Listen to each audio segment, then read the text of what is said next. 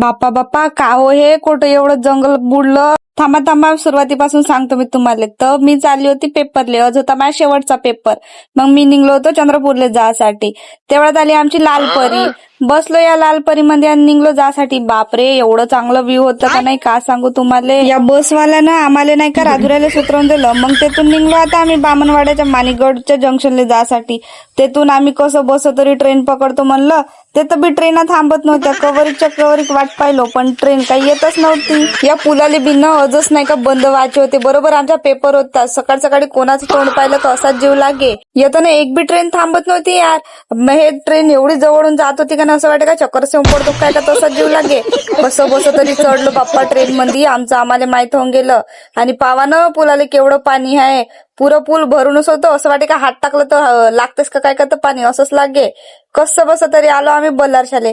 तेथून मग आम्हाला जायचं होतं चंद्रपूरले. ते तर बी ऑटोवाला नसा टाइमपास करे का नाही, त्याला खर्रा खाऊनच निघायचं होतं काय करतं. एवढा झामल झामल करे. पावानं कसं झालं अवतार मैया चंद्रपूरले पोचल्यावर. मग आता भूक लागली म्हणून नाश्ता बिस्ता केलो.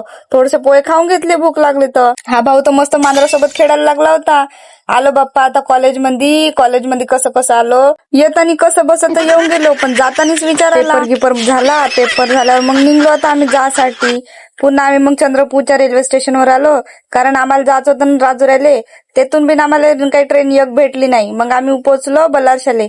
तेथे येऊन पाहतो तर एक बी ट्रेन लागून होती. 4-4:30 वाजेवर टाइमपास केलो नुसतं. इकडून तिकडून इकडे हिंडलो. मग मी आली राजुऱ्याले. आल्याबरोबर भेटली बस आणि घराकडे यासाठी निघली. पावामध्ये तोंड कसं उतरून गेलं. आता भेटू पुढच्या व्लॉग मध्ये.